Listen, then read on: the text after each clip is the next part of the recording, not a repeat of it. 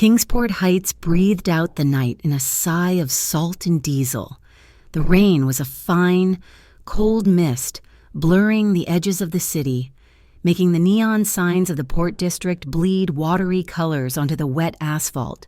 Red from the Mariner's Last Call, blue from the bail bonds office, and the weak, warm yellow of juniper and soot.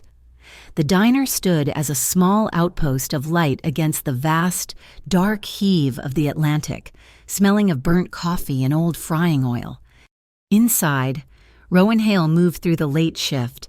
At 29, she felt older, worn smooth in places by the friction of her life. She was a single mother, which was just a polite way of saying she was the beginning and end of everything for the small boy sitting in the staff booth near the kitchen. Eli Hale, 7 years old, was meticulously coloring. His homework was finished, stacked neatly at the edge of the Formica table. He was a polite child, too quiet perhaps, fascinated by the massive container ships that slid past the harbor lights. His pencil, gripped in a small, determined hand, was sketching a tugboat, brave against a sea of scribbled waves. The bell above the diner door didn't just tinkle, it announced. The shift in atmosphere was instant. The low murmur of the dock workers at the counter died. Forks paused.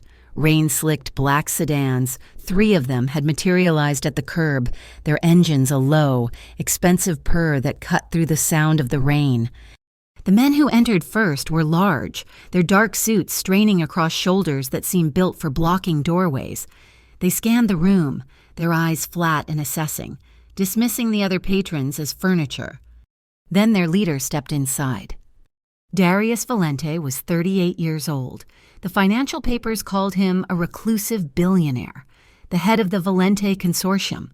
The whispers in the dark alleys of Kingsport Heights called him the Don. He wore a cashmere overcoat that had probably cost more than the diner's monthly earnings. Raindrops glistened on the shoulders, and he brushed them off with an air of impatient calm. He didn't look dangerous in the way his men did. He looked inevitable. They took the largest booth in the corner. Rowan picked up menus, her heart a dull thud against her ribs. Everyone knew who he was. "Coffee," Darius Valente said to the air. His voice was a low baritone, rough at the edges like high-quality whiskey. Rowan nodded, pouring, her hands steady by sheer force of will. It happened as she was returning with the coffee pot. Eli, finished with his drawing, slipped out of his booth. He wanted to show his mother the tugboat before he packed up his crayons. He navigated the narrow aisle, his eyes on Rowan. One of Darius's men, younger and eager to impress, had slung his jacket over the back of the chair. A heavy wallet, thick with cards, was half exposed in an inner pocket. As Eli passed, his small sneaker brushed the leg of the chair. The subordinate's reaction was instant and violent. "Hey!" his voice cracked through the diner. "Kid, get your hands off that!" Eli froze, his eyes wide with terror, the drawing crushing in his small fist. He hadn't even seen the wallet. Rowan stopped, the coffee pot hot in her hand. Darius Valente didn't look at the boy. He merely glanced at his subordinate, annoyed by the disturbance. He picked up a menu, his voice laced with a cold, dismissive irony. "Teach your son not to steal, lady." The words hit Rowan harder than a physical blow. She saw Eli flinch, his face crumpling. The sight of her child, accused and terrified, extinguished every bit of fear she had. It ignited something else, something primal and white-hot. She moved before she thought. She put the coffee pot down on the counter with a quiet click. The sound that came next was not quiet. It was the sharp, shocking crack of a palm connecting with a cheek. The sound echoed, absolute, in the suddenly dead-silent diner. Rowan Hale, her chest heaving, stood inches from the billionaire. Her handprint, white then flushing to a furious red, marked Darius Valente's face. The 2 bodyguards were on their feet, hands inside their jackets. The subordinate who had yelled was pale, his mouth open. Rowan ignored them all. Her gaze was locked on Darius. His eyes, dark and unreadable, showed only a flicker of shock. "You will apologize," Rowan whispered, her voice shaking but carrying the force of a gale. "Not to me. You will apologize to my son." The air was so thick with tension it was hard to breathe. A cook in the back peeked through the service window, his face ashen. Darius Valente raised one hand, slowly. His men tensed. He didn't touch Rowan. He touched his own cheek, where her fingers had left their mark. He turned his head, feeling the sting. Then he looked back at her. He saw no calculation. He saw no strategy. He saw only a mother's defense. "Sit down," he ordered his men. His voice was quiet, but the command was steel. They sat, though their eyes never left Rowan. Darius turned from her and walked the few steps to where Eli stood, frozen, by the kitchen door. The Don crouched, a movement that seemed unnatural in his expensive suit, bringing himself down to the 7-year-old's eye level. The entire diner seemed to lean in, many diners now discreetly filming with their phones. "I am sorry," Darius Valente said. His voice was different now, softer. "My man was wrong to startle you, and I was wrong to accuse you." Eli just stared, tears welling. Darius pointed to the crumpled paper in Eli's hand. "What did you draw?" Eli's lower lip trembled. He slowly uncurled his fist and held out the drawing of the tugboat. Darius studied it. "A tugboat. They do the hard work." He nodded once, a gesture of respect. Then he stood. He walked back to his booth. He drank the coffee Rowan's shaking hand had poured. His men said nothing. The diner slowly, nervously, came back to life, though it was a life of whispers. By the time they left, the video clip was already pinging across local social media. Waitress slaps Valente. It was grainy, shot from a phone, but the sound of the slap was unmistakable. Darius stopped at the register where Rowan was ringing up another customer. He placed a black, heavy credit card on the counter. It was made of metal. "The boy is brave," Darius said, his voice low, intended only for her. The red mark on his cheek had faded to a dull, angry flush. "As for you, you owe me a conversation." He turned and walked out into the rain. Hours later, Rowan locked the front door of the Juniper and Soot. She held Eli's hand as they walked the dark, quiet blocks to their apartment. The air felt charged, expectant. Across the street, parked deep in the shadow of a derelict warehouse, a dark sedan sat with its lights off. A figure inside raised a long-lens camera. A flash, too quick to be noticed, illuminated the mother and son for a fraction of a second. The camera clicked, capturing their image. The driver watched them turn the corner, then put the car in gear. The morning light over Kingsport Heights failed to burn away the residue of the previous night. By the time Rowan arrived for her shift, the Juniper and Soot felt different, contaminated by the digital glare of overnight fame. Her boss, Sal, was wiping down a clean counter, his movements jerky. "Rowan, we got visitors." 2 men in gray, rumpled suits sat at the counter, their coffee untouched. They weren't cops, not the local beat. They had the weary, institutional look of government bureaucracy. "Ma'am," the older one said, flashing a badge so quickly it was just a glint of metal. "Bureau of Civic Security Oversight. We're reviewing an incident involving Darius Valente, the one on the internet." They weren't asking about her. They were asking about him. How many men did he threaten her? Did he say anything about the docks, the consortium, anything? Rowan gave them nothing. It was a misunderstanding. He apologized to my son. The agents exchanged a look of deep, professional skepticism.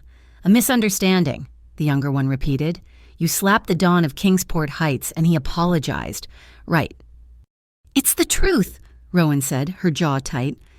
When they finally left, Sal slumped against the register. They weren't the only ones. "Rope." He held up a piece of paper. A note slipped under the door sometime before dawn. The letters were cut from newspapers. "Stop sheltering the Hales." "This isn't just a video." "Rowan," Sal pleaded. "This is them, the other ones, the Raptor Syndicate. They hate Valente. You kicked the nest." The bell on the door jingled, silencing him. Darius Valente stepped inside. It was just past 2 in the afternoon, the dead lull between lunch and dinner. He wore a simple gray Henley and dark trousers, looking less like a Don and more like a man, yet the aura of compressed power remained. He ignored Sal and looked only at Rowan. "We need to talk," he said. He'd seen the note on the counter. He didn't need to read it. He knew the signature. "I have a contract here," he said, placing a slim folder on the counter. "Security, a relocation, full expenses. It's for you and your son."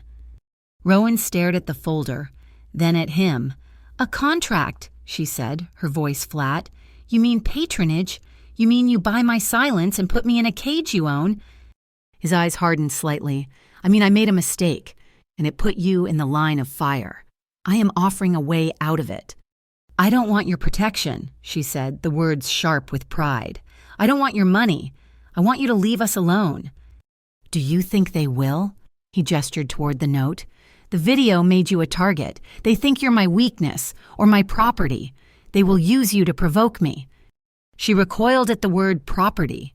"I'm not your property," she spat. "No," he agreed, his voice quiet. "You are not, but the Raptors don't care about the distinction. I made this error. I will correct it." "You can't correct this with bodyguards. You correct it by staying away." She paused, her gaze softening slightly as she thought of her son. "But Eli, he's confused. He heard the men at the diner. He heard the agents this morning." Darius understood. "The park, by the water, tomorrow. I will speak to him again, not as a Don, as the man who was wrong." Rowan agreed to that. One meeting. For Eli. The small harbor park was windswept and empty. Darius sat on the bench. Not Eli. He pointed out the different flags on the container ships. He asked Eli about his tugboat drawing. He listened. Truly listened. As Eli explained the difference between a harbor tug and an ocean-going tug, he never once spoke down to the 7-year-old. He just talked, man to man. And he apologized again, this time for the noise and the fear. By the time they left, Eli had a small, rare smile. He knows a lot about boats, Mom. Rowan felt a sliver of cautious relief. Maybe this was the end of it. That relief lasted until the drive home. Her old sedan rattled as she took the exit toward their apartment. A dark, nondescript car pulled in behind her. It stayed there. She changed lanes. The car changed lanes. She slowed down. The car slowed, maintaining the exact distance. Rowan's knuckles turned white on the steering wheel. She made a sudden, unplanned right turn onto a side street. The car followed without hesitation. "Mom," Eli asked, sensing the tension. "It's okay, honey, just buckle tight." The car behind her suddenly accelerated, bumping her rear fender. It wasn't hard, just a metallic threat. Rowan screamed, fighting the wheel. A black Mercedes, seemingly from nowhere, shot out of an adjacent alley, cutting off the sedan with geometric precision. There was no crash, just a perfect, calculated block. The sedan slammed on its brakes, swerving. One of Darius's men, the one from the diner, stepped out of the Mercedes. He didn't draw a weapon, he just walked to the sedan's window and spoke. Rowan couldn't hear the words. The dark sedan reversed, tires smoking, and fled. Moments later, the Mercedes idled next to her open window. Darius was in the passenger seat. He looked at Rowan, then at Eli, his gaze sweeping them for any sign of harm. "The Raptors," he said. It wasn't a question. He knew. "They are using the clip to force my hand, to make me show my defenses." He looked at her, his face grim. "This is no longer a request. You cannot go home." The apartment was not a penthouse. It was in a clean, secure, anonymous building in a neighborhood that hadn't yet been gentrified. One of the buildings secretly managed by the Valente Community Fund. It was furnished with sterile, beige furniture. It was a safe house. That night, Eli couldn't sleep. He hated the new sounds, the smell of fresh paint, the absence of the foghorns. He sat in the strange bed, crying quietly. Rowan tried everything. She sang, she read, she held him. But her own fear was a frequency he could feel. and it made him worse. She felt the sharp, cold sting of helplessness. There was a soft knock. Rowan tensed. She checked the peephole. It was Darius. She opened the door. "What do you want?" He just looked past her to the bedroom, where Eli was trying to stifle his sobs. "He's afraid of the new place." Darius walked past her. He didn't turn on the light. He just sat on the edge of the small bed. "I used to be afraid of the thunder," Darius said, his voice a low rumble in the dark. Eli's crying quieted to a sniffle. "I thought the sky was breaking," Darius continued, staring at the wall. "My older sister. She told me it was just the world shifting, making room. She said you couldn't be afraid of the noise if you knew it was just making space for the quiet to come back." He kept talking, his voice a steady, calm drone, telling a half-remembered story about a boat that crossed the ocean. He didn't pat Eli. He just spoke, filling the room with his presence until there was no space left for fear. After 10 minutes, Eli's breathing was deep and even. He was asleep. Rowan stood in the doorway, her arms crossed, watching the man who controlled the city's underworld lull her child to sleep. Darius stood up slowly. He walked into the small living room. He looked exhausted, the skin under his eyes dark. The armor was back in place, but she had seen the crack. He looked at her, his gaze heavy, lost in a memory she couldn't access. He moved to the door, paused with his hand on the knob. His voice was a rasp, so low she barely heard it, a wound forced open. "Stay until I fall asleep." He didn't look back as he said it. It wasn't a request. It was an echo, a fragment of some old pain, startled from its hiding place. Then he was gone, and the heavy-duty lock clicked shut, leaving Rowan and her sleeping son secure in the silence. The cage, Rowan discovered, was comfortable, but it was still a cage. She'd refused his money, refused the passive role of a protected victim, so Darius had offered a compromise a job. The Harbor Table was one of the Valente Community Fund's flagship charities, a high-end soup kitchen that served the working poor of the Port District. Rowan, with her restaurant experience, was overqualified. She took the position as night manager. It was a trade. She worked for her independence, and in return, the building and her route to and from the apartment were under the 24/7 invisible surveillance of his organization. A black sedan was always parked a block away. A man named Marco, polite and built like a vending machine, was always visiting the building lobby when she and Eli left. She was safe. She was also a prisoner. Darius himself was an infrequent, disruptive presence. She'd see him from the kitchen service window, watching a youth baseball team in the park across the street. He'd funded the entire league, from the AstroTurf to the Bats. He stood apart, stiff in his tailored suit, watching the children play with a profound, unreadable hunger. He came by the kitchen late one afternoon, citing a security review. He found Rowan in the small office, cross-referencing inventory sheets. "The new steel doors are secure," he said, his presence filling the tiny room. "Good," she replied, not looking up. "The neighborhood patrol has increased by 30%. It's safer." Rowan put her pen down. She finally met his gaze. The air was heavy with the smell of baking bread and the faint, metallic scent of his cologne. "Is it safer, Darius, or is it just quieter?" He frowned. "There's a difference." "Everything," she said, leaning forward. "Quiet is what happens when people are too afraid to make noise. Safe is what happens when they don't have to be. Are you buying peace, or are you building it?" The question settled between them, unanswered. He stared at her, a flicker of something annoyance, respect in his dark eyes. He was a man who dealt in absolutes. She had just handed him a nuance he couldn't control. The answer came 3 nights later. It started not with a bang, but with a smell. Acrid chemical smoke, not the familiar scent of burnt toast. It was coming from the dry storage pantry. Rowan moved fast, pulling the alarm and shoving the 2 volunteers toward the exit. "It's arson," she yelled. "A small fire. Someone threw something through the vent." By the time Darius's car screeched to a halt on the curb, the small fire was out. but the chemical extinguisher foam covered the boxes. The real crisis was the walk-in refrigerators. "The fire department cut the power to the block," she told him. Her face smudged with soot, her voice all business. "I have thousands of dollars in perishables, meat and dairy that will spoil in 2 hours. This is a week's worth of meals for the community." Darius didn't hesitate. He looked at her, then at the kitchen, then back at her. He saw a general, not a victim. He pulled out his phone. "I need a refrigerated truck at the harbor table," he said to the person on the other end. "Not in an hour. In 10 minutes. Exactly 10 minutes later, a massive, unmarked 19-wheeler from the Valente logistics fleet backed into the alley. Rowan, Darius, and the 2 volunteers formed a line, transferring crates of food in the flashing red and blue lights of the fire trucks. They worked as a team, a silent, efficient machine.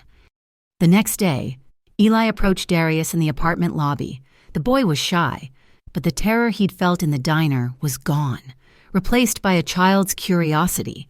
He held out a folded piece of paper. "I made this for you." Darius unfolded it. It was a crayon drawing, a small, powerful tugboat, not unlike the one Eli had drawn at the diner, was pulling a bright yellow circle, a lantern, through a sea of gray and black fog. On the side of the tugboat, Eli had carefully written, "Valente." Darius stared at the drawing for a long time, his throat tight. He looked at Eli, a tugboat, pulling a light through the fog. "To show the way," Eli whispered. Darius nodded, his expression uncharacteristically soft. He carefully folded the drawing and put it in his breast pocket, over his heart. The fire had been a warning from the Raptor Syndicate. Darius knew it, and now he knew Rowan had to know it all. That night, he brought a laptop to her apartment. "This is what they're doing," he said, pulling up a map of Kingsport Heights. It was color-coded with zoning permits and shell corporations. "Raptor isn't just a gang. It's a development firm. They're laundering money by forced gentrifying the port." He pointed to the block where the harbor table stood. "They want this land. The fire wasn't just to warn me. It was to scare you and the community out." Rowan saw it then, the scope of it. This wasn't just about a slap in a diner. It was about the entire city. "What about Eli?" she whispered. "His school is 3 blocks from there." They met with the principal the next morning. Darius, all quiet charisma and tailored suit, introduced a new, privately funded initiative, the Neighborhood Shield Program. The school, underfunded and grateful, agreed immediately. The program meant that Eli's teacher had a panic button linked directly to Darius's security. It meant that Rowan and Eli established a safety protocol. "If anyone, and I mean anyone, tries to pick you up," Rowan instructed him, her hands on his small shoulders, "and they don't know the safety word, what do? "I ask them what Mom's favorite boat is," Eli recited. "And if they get it wrong, I scream fire, not help, and I run." They returned to the apartment building that evening, the weight of the day pressing down on them. They stood in the hallway outside her door, the air dim and quiet. "He's a smart boy," Darius said, his voice low.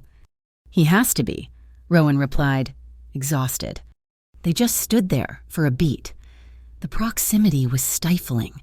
He smelled like wool, rain, and power. She smelled like soap and the lingering, faint trace of smoke from the fire. He lifted his hand. It was a slow, deliberate movement. He didn't touch her face. He didn't reach for her waist. He lightly, tentatively, brushed the back of his fingers against her forearm. It was just skin on skin, but it felt like a jolt of electricity, a question. Rowan didn't pull away. Her breath hitched, and she leaned into the touch, a magnetic, millimeter-long shift. Darius's eyes darkened. He saw the acceptance. He saw the vulnerability. His fingers tensed, wanting to grip, to pull her closer. The chemistry between them was a tangible, simmering thing.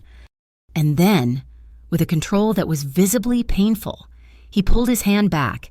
He balled it into a fist at his side. "They'll be watching," he said, his voice a gravelly rasp. It wasn't the real reason. The real reason was that he respected her, and this cage was of his making. "Good night, Rowan." He turned and walked away, his footsteps heavy, leaving her alone in the hallway with the phantom heat of his touch still burning on her skin. The silence of the safe house was a heavy blanket, and under it, Rowan's past began to stir. This new, enforced stillness gave her too much time to think. She wasn't just a waitress who had stumbled into a dangerous man's life. Years ago, she'd been an apprentice chef in one of Boston's most demanding kitchens, a rising star with a sharp palate and a sharper ambition. Then had come Jace Morrow, with his quick charm and quicker hands, dipping into the wrong pockets. Then had come Eli. Jace had evaporated 2 months before their son was born, leaving a string of gambling debts and a note that wasn't even an apology. Rowan had fled to Kingsport Heights, trading her chef's whites for a diner apron, burying her past to protect her son's future. The past found her on a Tuesday, outside the harbor table as she was leaving her shift. "Rowan," a voice said, dredging up 6 years of buried history. She froze. Jace Morrow looked worse. Thinner, his eyes watery and constantly darting. He was a man living on the frayed edges of his nerves. "You look good," he said, his smile failing to reach his eyes. "Heard you're living well. Running with the big man, huh, Valente? What do you want, Jace?" "I'm a father. I got it right. I want to see him. I want to see Eli." "You have no rights," she said, her voice a low, cold fury. "You have nothing. You left." "Yeah, well, people can change. And my new friends, they're big on family." He leaned in, his cheap cologne washing over her. "The Raptors, they just want a little information. What's Valente's next move on the Port A schedule? A name. Just help me out, and I can be a real father. You don't... Well, they know where he goes to school." The threat was clear, wrapped in the pathetic guise of paternal rights. He wanted her to be his informant. She didn't run. She didn't cry. She walked back to the apartment, her rage a cold, hard stone in her stomach. She told Darius immediately. His reaction was terrifying in its stillness. He didn't punch a wall. He didn't raise his voice. His face became a perfectly smooth, cold mask. "Jace Morrow," he said, the name of a file being closed. "He's a bookie. Runs small bets for a Raptor-owned front on the east side." He took out his phone. "He is a loose end. I will have him removed." "Removed?" Rowan stepped between him and the door, her hands fisted at her sides. "What does that mean? What do your men do? Does removed mean he disappears?" "It means," Darius said, his voice dangerously soft, "that he will not threaten you or your son again." "No." The word was absolute. "You don't get to handle this. You don't get to clean up my past with your dirty methods. Eli deserves a life that isn't built on a foundation of your violence. If you do that, if you make him disappear, you are no different from them." The accusation hung in the air, sharp as glass.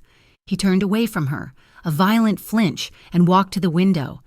He stared at the city lights, his back a rigid wall of bespoke wool. "No different."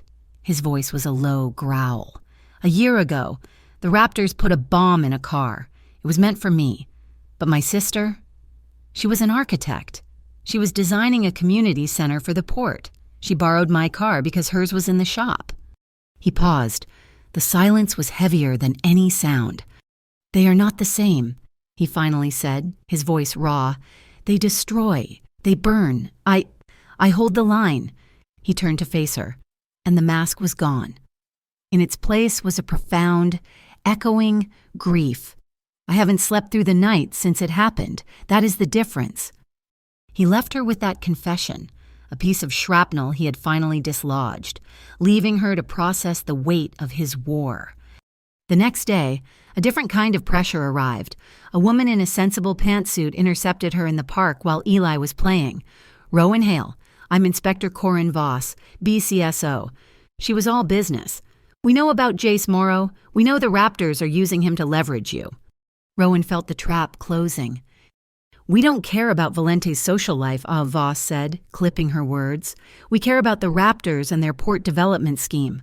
Morrow has outstanding warrants in 3 states for wire fraud. We can make those warrants go away.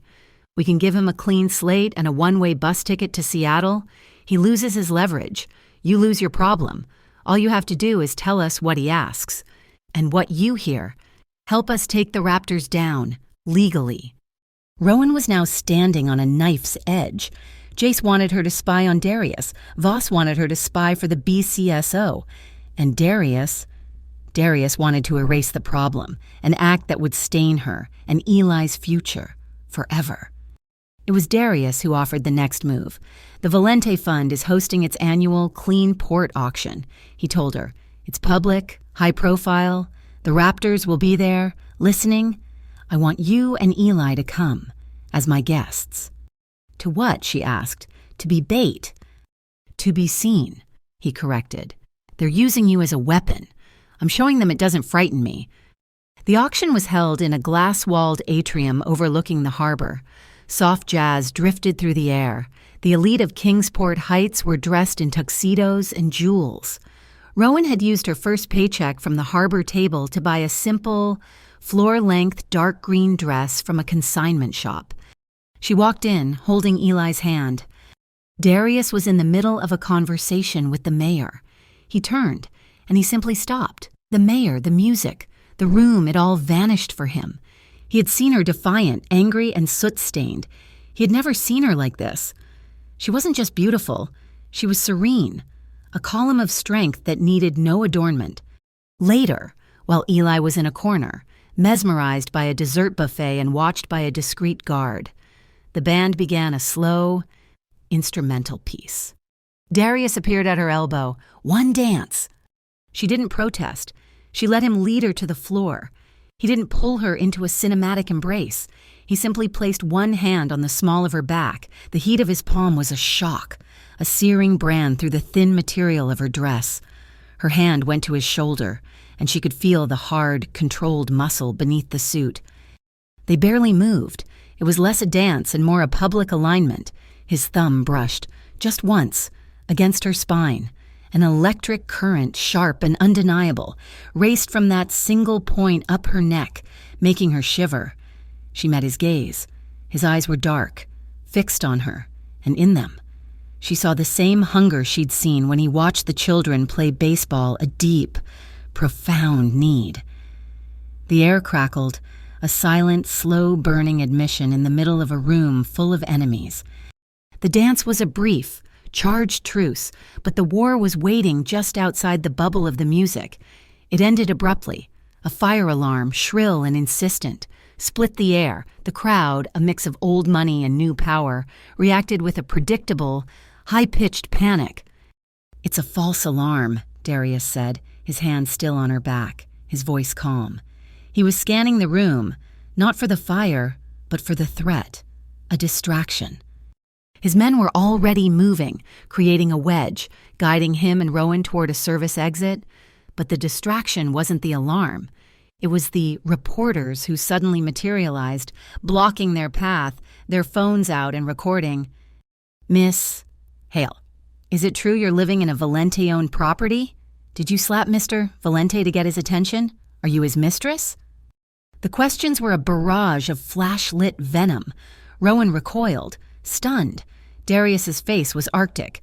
Move, he commanded, and his men physically shielded her, pushing through the small, aggressive crowd. Get her to the car. Take the south elevator to the garage. I'll meet you, Darius ordered his main guard, Marco. Get Eli first. He's already in the car, sir. We moved him when the alarm pulled, Marco said.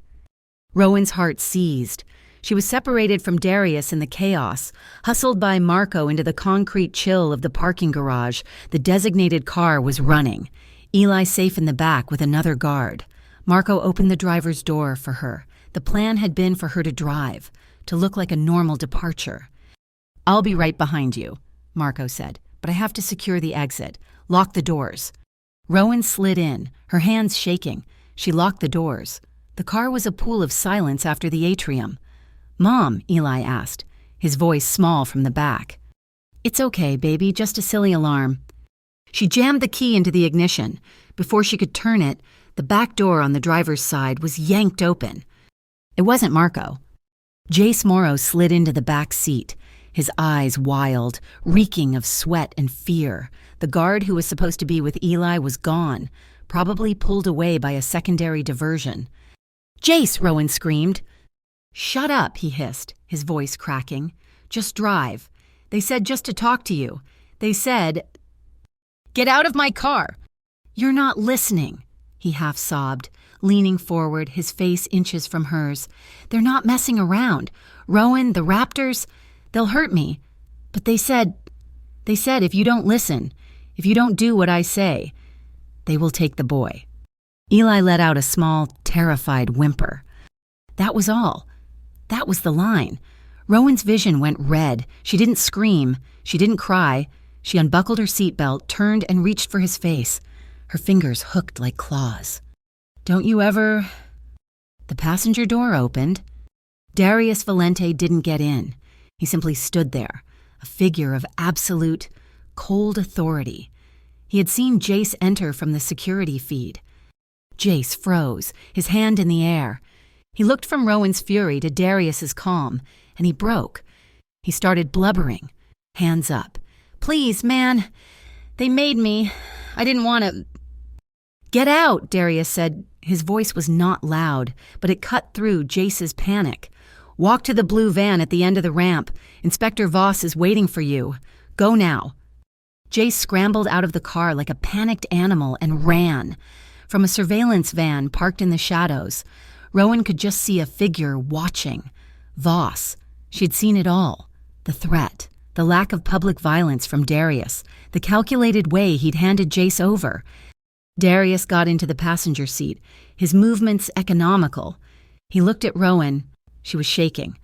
Not with fear, but with an adrenaline so potent it was making her sick. "Drive to the roof," he said. She did, her hands gripping the wheel. She parked on the exposed top deck of the garage. The fine mist of the Kingsport night hit the windshield. Eli was silent in the back, terrified. Darius got out. He went to the back door, opened it, and unbuckled Eli. "Marco will take you downstairs. He has a new car. You will have hot chocolate. I need to speak to your mother." He handed his son to the guard, who appeared, as if by magic, from the stairwell. Eli went without protest, his eyes huge. Darius closed the door, leaving them in the car. But Rowan was already getting out, her legs unsteady. She walked to the ledge of the garage, breathing in the damp, cold air, trying not to fall apart. "He threatened my son," she whispered, her back to him. "He won't again," Darius said, standing several feet away. She turned on him, her control snapping. "And you control everything, don't you? You move us like pieces, the auction, the reporters. Jace, that inspector in the van, you knew this would happen." "I anticipated it," he corrected, his voice tight. "I cannot control it. Not all of it, May." "I hate you," she said, but there was no heat in it. It was a cry of frustration. "I hate this. I hate being afraid." She looked at him, the most dangerous man in the city, the only reason she was in this mess, and the only man who seemed capable of getting her out. The contradiction was too much. She was trembling with fear, with rage, and with a sudden, undeniable, terrifying desire for the one person who was an anchor in the storm, even if he was the storm. She crossed the space between them in 2 steps. Before he could react, she fisted her hand in the lapel of his expensive jacket and kissed him. It was not a gentle kiss. It was a collision. It was desperate and angry and honest. It tasted of the cold rain and the salt on her lips. It was a confession of fear and a desperate grab for connection. For 1/2 second, he was frozen in shock. Then his hand came up, not to push her away, but to cup the back of her head, his fingers tangling in her hair, pulling her closer. He kissed her back. If her kiss was a spark, his was a downed power line. It was a surge of everything he held in the loneliness, the grief for his sister, the burden of control. It was a raw, bruising acknowledgement. Then, just as quickly as it began, he broke it. He gripped her shoulders, holding her at arm's length. His breathing was ragged. his eyes black with an emotion she couldn't name. "Not like this," he rasped, his forehead resting against hers. "When you are safe, when this is over, we will continue this." He took a deep, shuddering breath. Not before. He was giving her back a choice that Jace, the Raptors, and the world had tried to steal. It was an act of respect so profound, it left her more breathless than the kiss. They drove back to the safe house in silence. There, the plan formed. "The Raptors want blood," he said, pacing her living room. "We'll give them a target." The plan was simple. Feed Jace, and by extension the Raptors, false information about a massive, vulnerable money transfer at Pier 9. The next day, Rowan met with Voss. "We bugged his car," Voss said. "We heard the threat. We're grateful to Mr. Valente for his cooperation." Rowan nodded. "I'll wear a wire. I'll get Jace to confirm the Raptors' orders." She had one condition. "Jace is weak, not evil. When this is done, you use your clean slate deal. You get him out." Voss agreed. That night, Rowan tucked Eli in. "Is the harbor safe?" "Mom," he whispered. "Part of their new game." She kissed his forehead. "The tugboat's light is on. Baby, we're safe." The counterattack from the Raptors was petty and brutal. The next day, a blog post went viral. Kingsport's newest gold digger. It had photos of her from the diner, juxtaposed with the auction. It painted her as a conniving opportunist. Her phone rang. It was Sal, her old boss, his voice thick with shame. "Rowan, I can't. They threaten my family. The syndicate. They said if I keep you on the payroll..." "I'm sorry, Ro. You're fired." When Darius found out, he was apoplectic. "I will buy that dinner. I will have that man's..." "No," Rowan cut him off, her voice steel. "You don't get to fight this battle. They want to knock me down. Let me stand." The Raptor Syndicate didn't just use threats. It used spreadsheets and PR firms. A week after Rowan was fired, Hexline Ports, a previously unknown corporation, held a press conference. They announced a massive portside rebirth project, a gleaming, glass and steel redevelopment of the docks. They promised jobs, parks, and luxury condos. But the community, the one Rowan served at the harbor table, knew what it really was. It was a death warrant for their homes, their jobs, and their way of life. The city was split, those who saw the money and those who saw the eviction. Darius saw the truth. "It's a money laundering facility disguised as a skyline," he told Rowan, tossing the Hexline brochure onto her small dining table. "They're washing their dirty money through concrete." Rowan, now unemployed but not idle, felt the familiar spark of anger. "So what's your move? You own half the city council." "The council is slow. I have other files," Darius said, his voice flat. "Financial irregularities on the city controller. Photographs of the zoning commissioner. It's a dirty solution, but it's fast. I can kill this project by dawn." Rowan looked at him, at this man who wielded power like a scalpel and a hammer with equal ease. "No," she said. "No?" He looked genuinely surprised. "You kill it that way, and you're just another thug in a suit, proving that power is the only thing that matters. You'll gut their project, but you won't change the conversation. You won't save the community. You'll just put them in your debt. There's a clean way. Darius, it's just harder." "What clean way?" "You're fighting Hexline, but the people are just fighting to be heard." Rowan made a call. Not to Voss, not to Darius. She reached out to Mira Quill, an independent podcaster whose show Kingsport Underside had a small but fiercely loyal following. They met in a crowded coffee shop. Rowan didn't mention Darius by name. She didn't talk about dons or syndicates. She just talked. She was the single mother who lost her job for being in the wrong place. She was the kitchen manager who saw the fear in the eyes of the people who relied on the harbor table. People who were about to be redeveloped, out of existence. "I'm not a victim," she told Mira, the microphone between them. "I'm just the first person they tried to silence." The podcast went live that night. It gave a face to the abstract fight. The next battle was the community board meeting. Hexline was there, with their slick lawyers. Darius attended, and he sat in the front row. When Rowan walked in, he stood up, and he held out his hand for her. In front of the council, the reporters, and the entire neighborhood, she took it. They sat together, a public declaration, not a Don and his mistress, but a power couple, a team. When a Hexline lawyer tried to dismiss the community's fears, Darius leaned into the microphone. "Are you suggesting the people who live here don't understand their own lives?"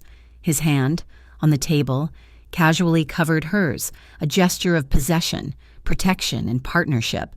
The cameras flashed. The energy in the room shifted. They hadn't said a word, but the message was clear. Valente was on the community's side. They had bought time. That night, the air in the safe house apartment was thick, charged with the leftover adrenaline of the public fight. Eli was asleep. The city lights were distant jewels. "You were good tonight," Darius said, loosening his tie. He stood by the window, his back to her. "You command a room differently than I do." "I speak their language," Rowan said. She was still vibrating from the touch of his hand, the public claim. She walked up behind him. She didn't touch him, but he could feel her warmth. "It was for show," she whispered, her voice uncertain. He turned slowly. His eyes were dark, all pretense stripped away. Was it? He didn't move toward her. He waited, giving her the space and the power. It was her decision to close the final inch.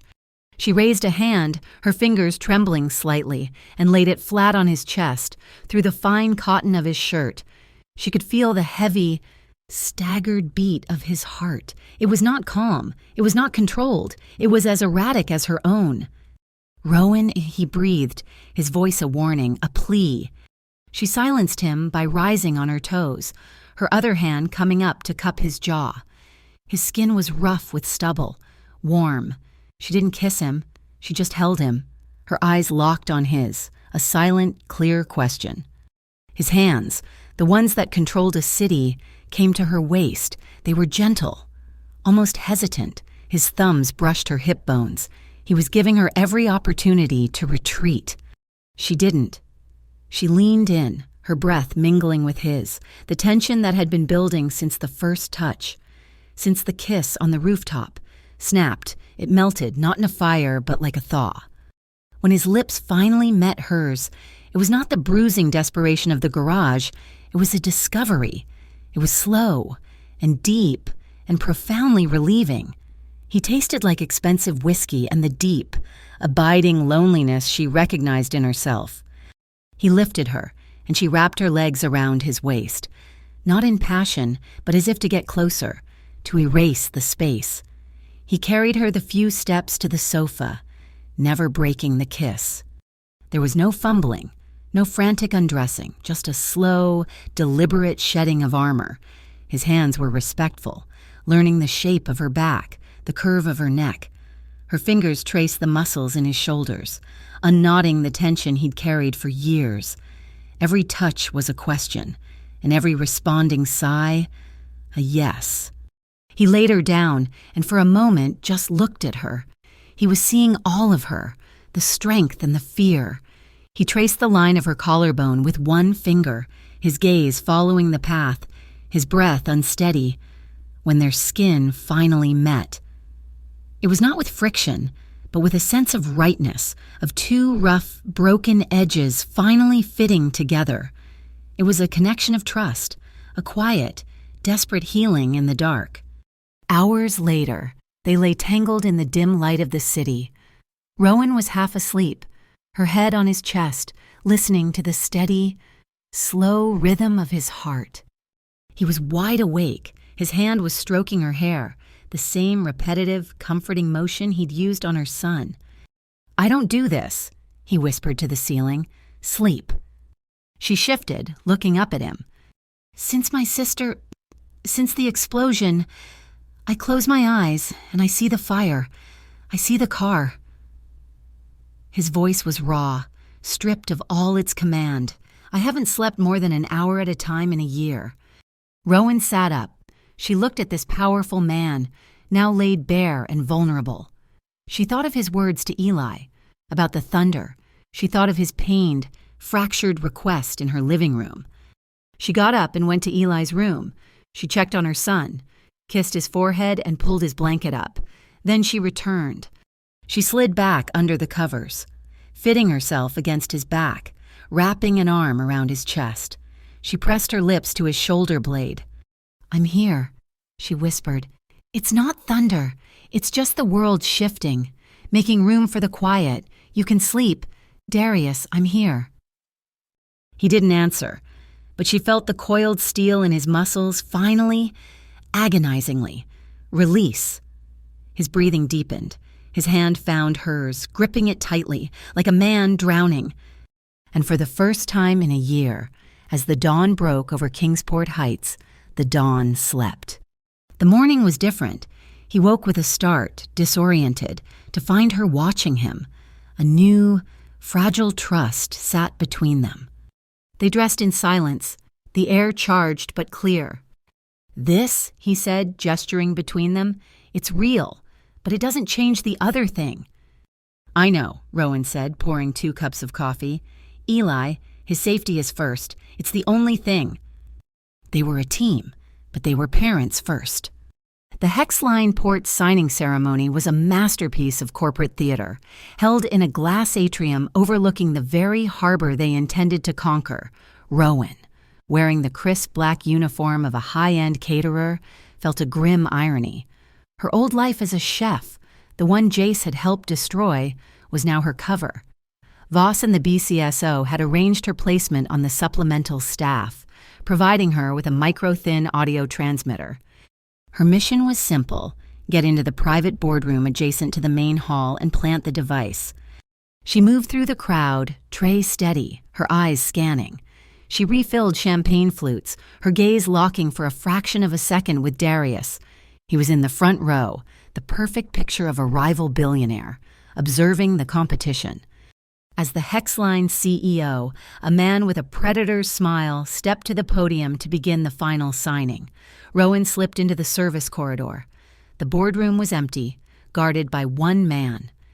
She made eye contact with Darius through the glass doors. It was time. Darius stood up, his voice, calm and powerful, cut through the CEO's opening remarks. "A truly ambitious project," Darius called out, his voice amplified by the room's acoustics. The CEO froze, mid-sentence. All cameras swiveled to Darius.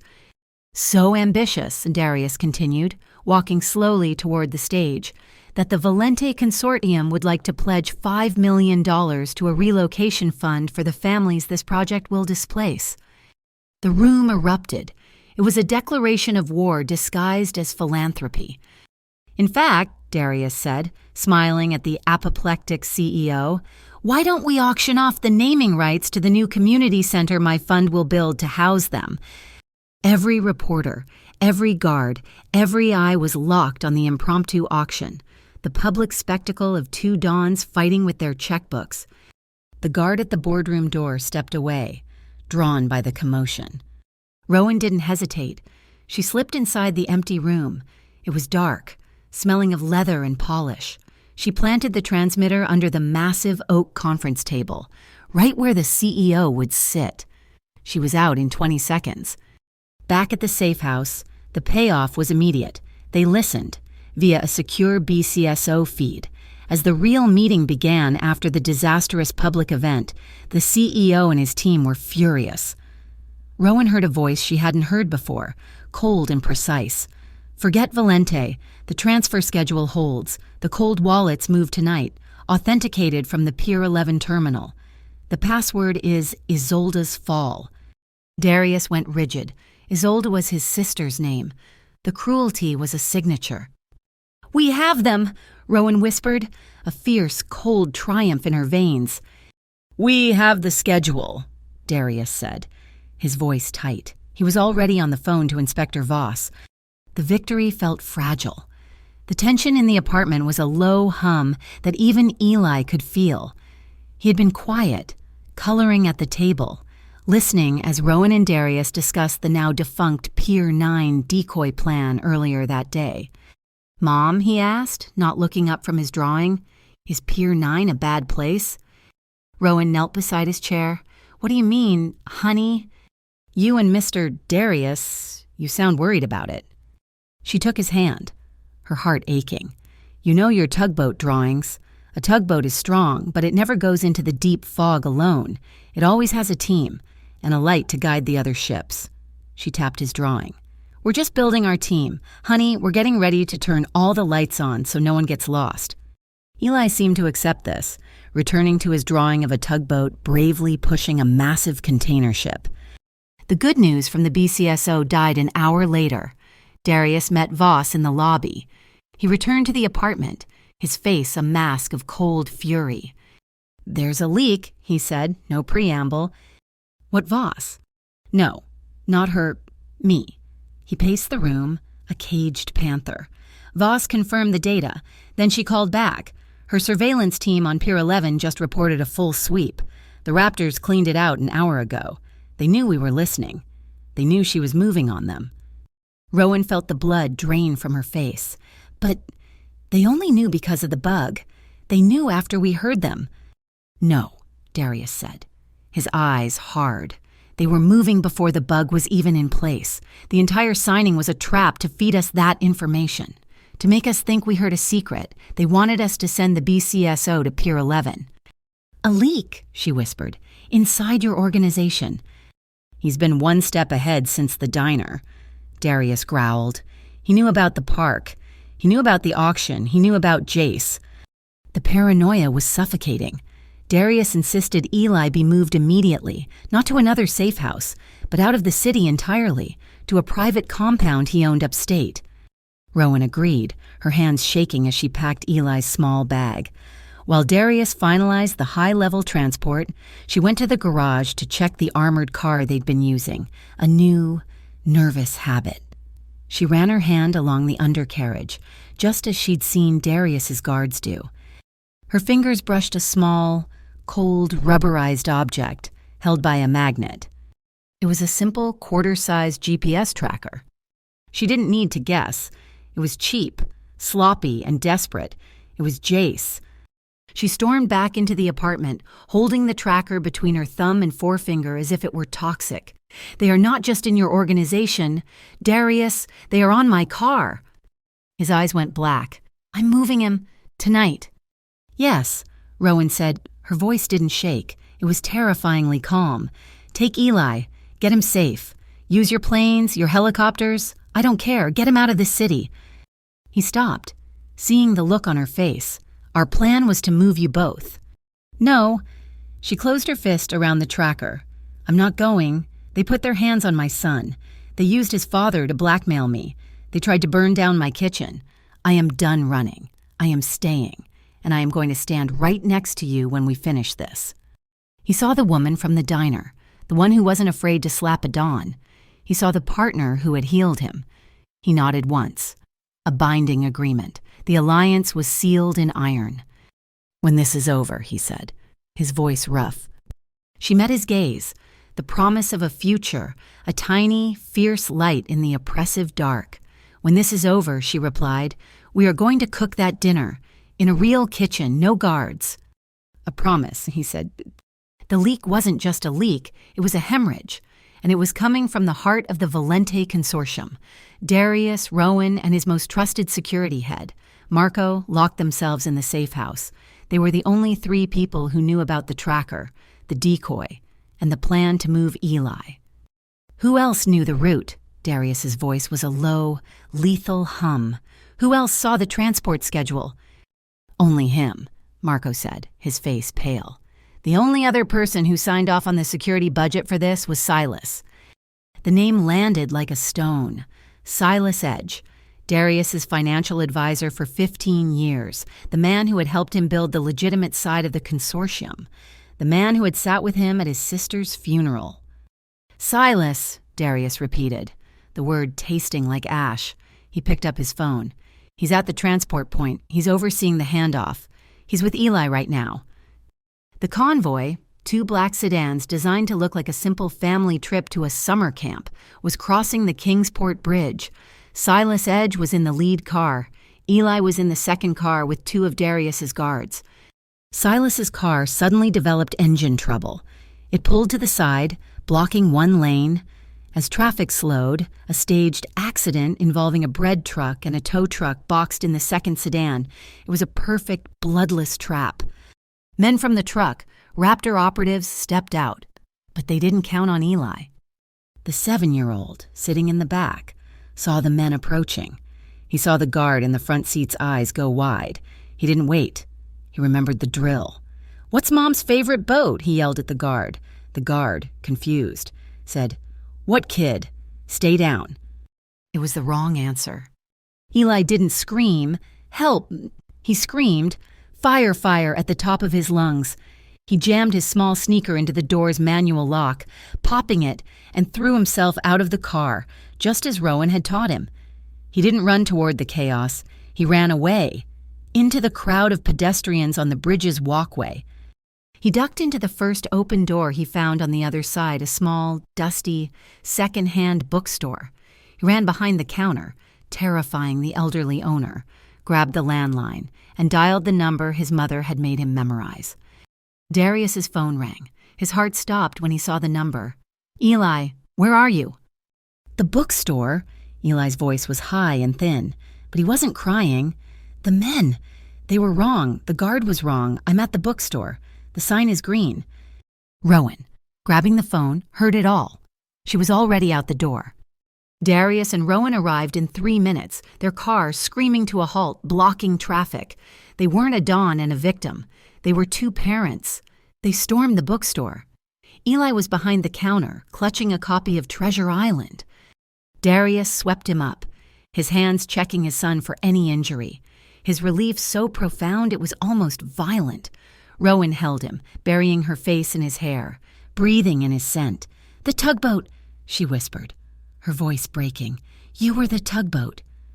They were gone before the first sirens, sparked by the kidnapping on the bridge, arrived. This time, Eli wasn't taken to a safe house. He was taken to Ardent House, a fortified community center in a neighborhood Darius owned completely. The Raptors, having lost their prize, unleashed their other weapon. That afternoon, a video hit the web. It was grainy, dark, and showed Darius Valenti seemingly meeting with the Hexline CEO. The audio was a deep fake, but a good one. "I don't care about the community," Darius's voice said. "Burn them out. I want that land. I want it all." The city, already on edge, began to turn. The politician who had shaken Darius's hand at the auction was now demanding an investigation. Mira Quill's podcast feed lit up. She worked through the night, interviewing audio experts, cross-referencing Darius's public statements. Her new episode, released at dawn, was a clinical takedown of the video's inconsistencies. "This isn't just a fake," Mira's voice told the city. "It's an act of war. The question is, who are they trying to scare?" It was almost enough, but the damage was done. Inspector Voss called, her voice strained. "Darius, the BCSO is pulling back. The public is panicked. They think you are the problem. We can't be seen to be working with you. This operation is suspended, effective immediately." Darius hung up. He stood in the operations room at Ardent House, a fortress of his own making, and he looked at the map of Pier 11. "Voss is out," he said. "The law is out." Rowan watched him. The man who had slept in her arms was gone. The Dawn was back, his eyes flat and cold. "Silas, he said, his voice dropping an octave. "He betrayed me. He betrayed my sister. He put his hands on my son. The law won't touch him, so I will." He picked up his phone. "I'm going to do this the dirty way. I'm going to burn Pier 11 to the ground, with them in it." "No." He turned. Rowan stood in the doorway, her face pale but her spine made of steel. "You can't," she said. "They just tried to take your son. Rowan, they used my dead sister's name. This is my line." "And this is mine," she shot back, walking right up to him. "You promised me. You promised me a clean path. You told my son a story about the thunder. You promised him you were the quiet. You promised yourself." She grabbed the front of his shirt. "You do this. You do it their way. And you lose. You lose me. You lose him. You lose yourself." He stared at her, the rage warring with the truth. She was the only person in the world who could say this to him. She saw the crack in his armor, the agony of his choice. She didn't soften, she just held on, anchoring him. Then she kissed him. It wasn't a kiss of passion. It was a short, hard, brutal reminder, a nail, fixing him to the moment, to her. He broke away, his breath ragged. He slammed his fist on the table, a single, violent crack. Then the rage was gone, leaving only a cold, focused intellect. "You're right," he said, "but they're still moving. That Pier 11 data was a trap. So where is the real transfer?" The answer came from Marco, who burst in. The leak wasn't just Silas. It was the calendar. He was trading in Valente's stock, shorting it. But the trades were being authenticated from the old terminal at the harbor table. Rowan looked at the map. Not Pier 11, the harbor table. It's the perfect cover. Our kitchen, the real cold wallets. They're moving them right under our feet. Just then, the security door buzzed. It was Silas Edge, alone, unarmed. He walked in, his hands shaking, his expensive suit rumpled. He fell to his knees in front of Darius. "Darius, please," he sobbed. "They made me. They had my wife. They threatened my children. I did what I had to. It's Cade. Cade Raptor. He's moving the wallets right now. From Pier 11. He was still selling the lie. Rowan looked at him, at this man begging for his life. She saw the alligator skin shoes, immaculate, and on the left heel, she saw a small, wet, black smear. It was not mud.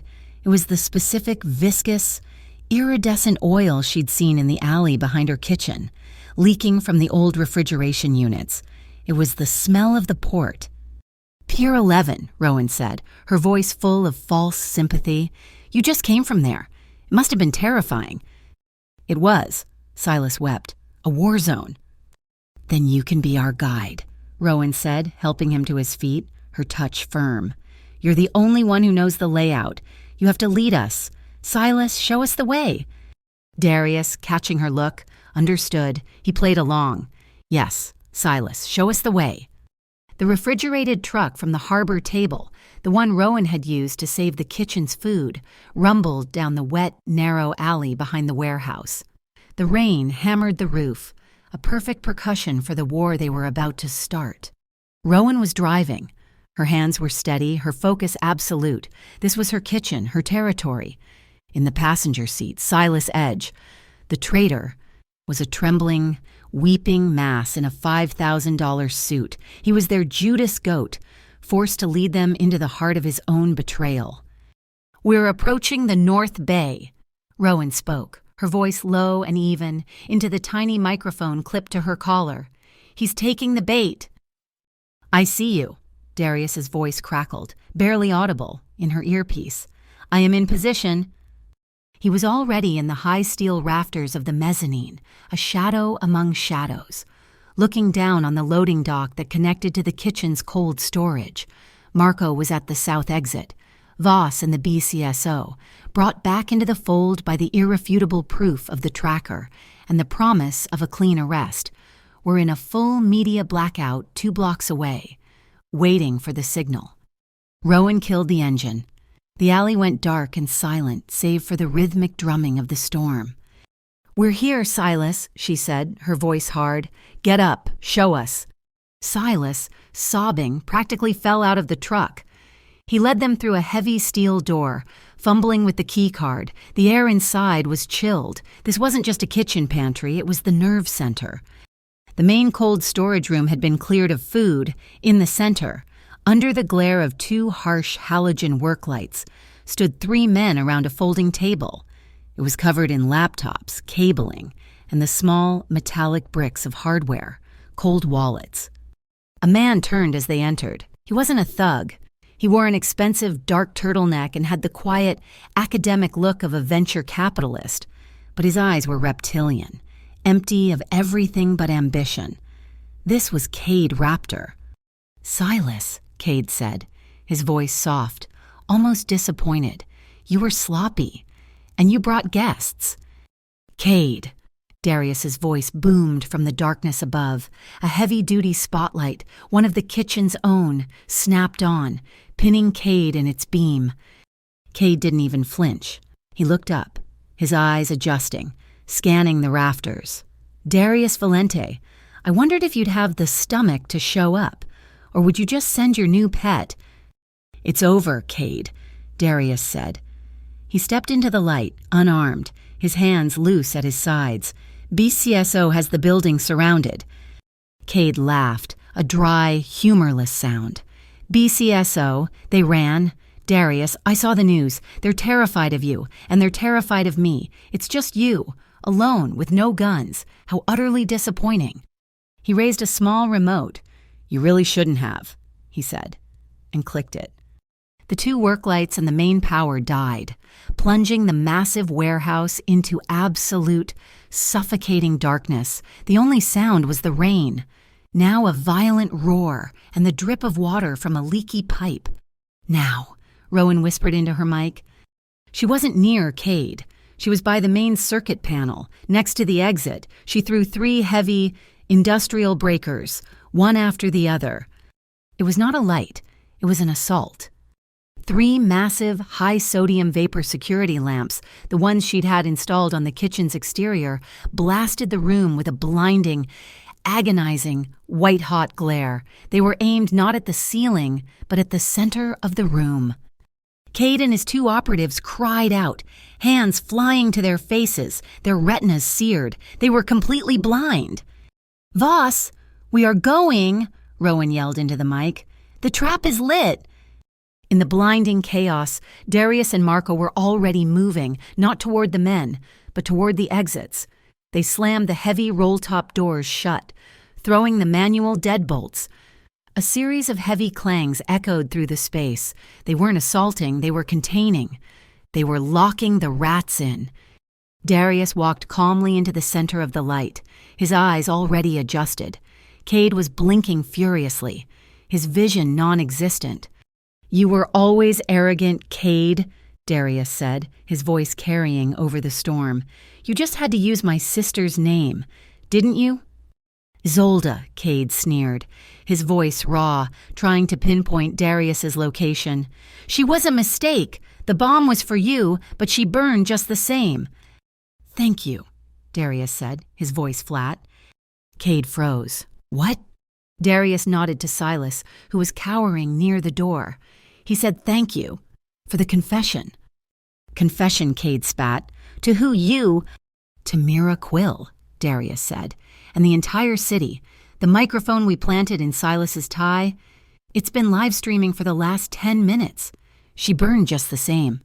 A powerful soundbite. I'm sure it will trend. Cade's face, finally visible, contorted. The trap wasn't the light, the trap was his own ego.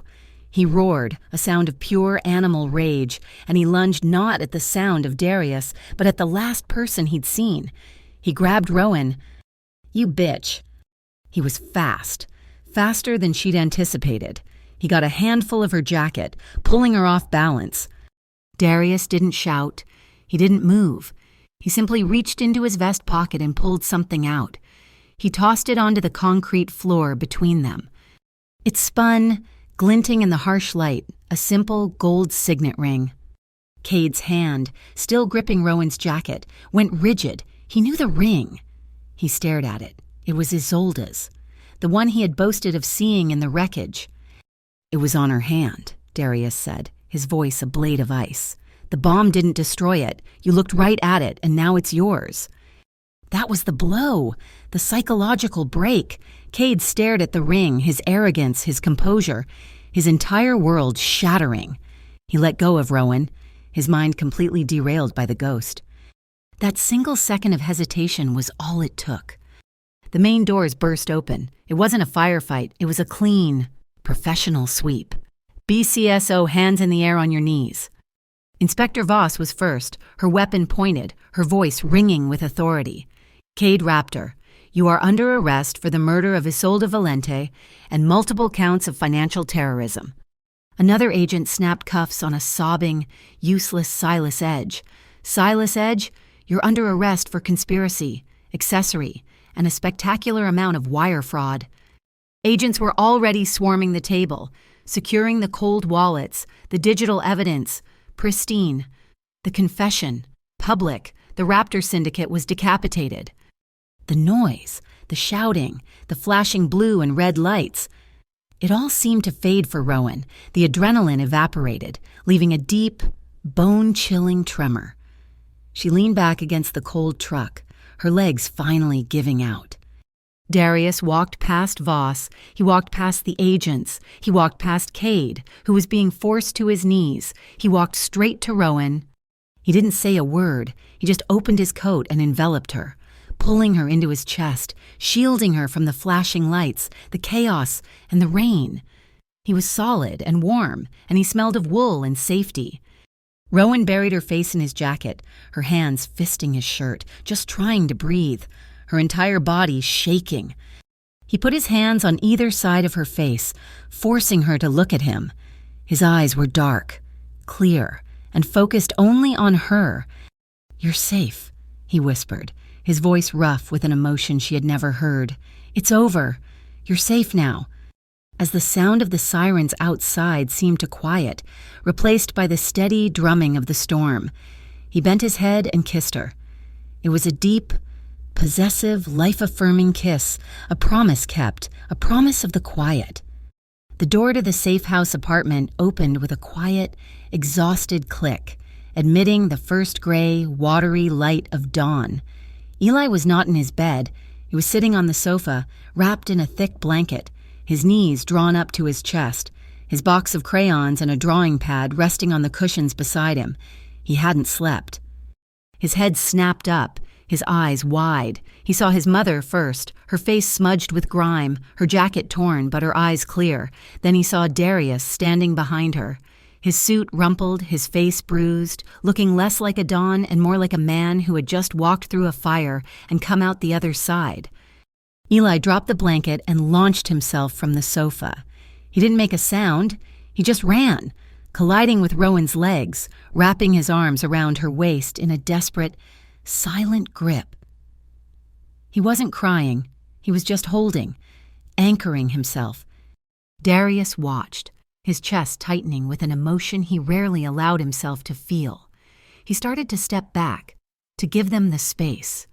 "No," Eli's voice said, muffled against Rowan's stomach. He let go with one arm, his small hand reaching back, grasping at the air until it found Darius's trousers. "You, too." It was a command, spoken with the absolute authority of a 7-year-old child who needed his world to be whole. Darius hesitated. Then he knelt, completing the circle. He put his arms around both of them, his large hands engulfing Rowan's back as she held their son. Eli squeezed tightly and safely between them. Only then, secure in the embrace, did Eli let out a single, shuddering sob. "You came back," he whispered. "We're here," Rowan choked out, her own tears finally falling, her hand moving from Eli's back to Darius's neck. "The fog is gone. Baby, we're here." Later that morning, Inspector Voss arrived. She looked weary, but the grim set of her mouth had been replaced by a quiet, professional satisfaction. "It's over," she said, accepting a cup of coffee from Rowan. "Cade Raptor is in federal custody. His confession, which Mira Quill's feed captured perfectly, was enough to reopen the Isolde Valente homicide investigation. With the digital wallets and Silas's testimony, the Raptor syndicate is finished." "Silas," Darius asked, his voice low. "He'll cooperate to save his own skin. He'll be in a federal prison for a very long time. As for you two." Voss looked at Rowan, then Eli. "The official threat assessment is 0. The witness protection detail is terminated. You're free to go." Rowan took a breath. The first truly easy one in weeks. And Jace Morrow. Voss sighed. "He's a minnow, not a shark. We honored the agreement. His warrants are being consolidated. He's been offered a place in a community rehabilitation and work program on the other side of the country. He won't be coming back to Kingsport Heights." The leverage was gone. His path was clean, but it was his to walk. The next day, Darius Valente held a press conference. He announced that he was dissolving the Valente Consortium, the logistical networks, the gray market holdings, the machinery of his family's dark legacy. All of it was being liquidated. In its place, he was establishing the Kingsport Rebirth Fund, a transparent foundation dedicated to the port's sustainable redevelopment. His first act, he announced, was to transfer the seized Hexline assets directly to a community trust, managed by the Harbor Table. His second was to offer a job, to ensure this fund remains accountable to the people, he said, the cameras flashing. I have asked Mira Quill to join as its first public oversight advisor. That night, the safe house was quiet. The guards were gone. The armored sedans were gone. It was just an apartment. When Darius arrived, he knocked. Rowan opened the door. He was met with the smell of garlic, white wine, and roasting tomatoes. She was in the tiny kitchen, a dusting of flour on her cheek, her hair tied up. She was making seafood pasta from scratch. A $2 bottle of red wine was breathing on the counter, next to 2 chipped enamel plates. The promise, she said, her smile soft. Simple. The plates are chipped and the wine is cheap, but it's ours. It's perfect, he said, his voice thick. They ate at the small table, the one Eli used for his homework. Eli himself was on the floor, intensely focused on a new drawing. When they finished, he presented it. It was not just one tugboat, it was a large tugboat, pulling a smaller one, with a tiny, smiling person at the helm. Underneath, in shaky, 7-year-old letters, he had written, "Family Stays." Rowan, her heart too full to speak, took Eli to his room. She tucked him in, and for the first time, he fell asleep in seconds, his breathing deep and peaceful. When she returned, Darius was standing by the window, watching the lights of the harbor. He turned as she approached. "I've spent my life building a fortress," he said quietly, "but it was always empty. It was never a harbor." He reached into his pocket. He didn't pull out a velvet box. He pulled out a simple, dark band of metal. It was heavy, imperfect, forged, with the patina of age and salt. "It's not a diamond," he said, his voice rough. "It's iron, from one of the original harbor anchors at Pier 7. It held for 100 years. It survived every storm." He didn't hold it out. He knelt. On the cheap beige carpet of the safe house, the Dawn of Kingsport Heights went to one knee. "Aina, I don't want to be your protector. Rowan, I don't want to be your boss. I am asking if you will let me be your anchor. Will you let me be your home?" Tears were streaming down Rowan's face, leaving clean tracks in the flour. She nodded, unable to speak. "Yes," she finally whispered. He slid the heavy, cool ring onto her finger. It was a perfect, weighty fit. She laughed, a sound that was half a sob. "Yes, on one condition." He looked up at her, still on his knee. "Every night," she said, her voice shaking but her gaze firm. "Every night you can't sleep. Every night the thunder comes. You have to ask me. You have to say the words." He understood. He rose, pulling her into his arms, burying his face in her hair. "I will," he promised. Much later, they were on the sofa, the city lights blurred by a soft rain. Eli was sleeping. Rowan was leaning against Darius, her head on his shoulder, his arms securely around her.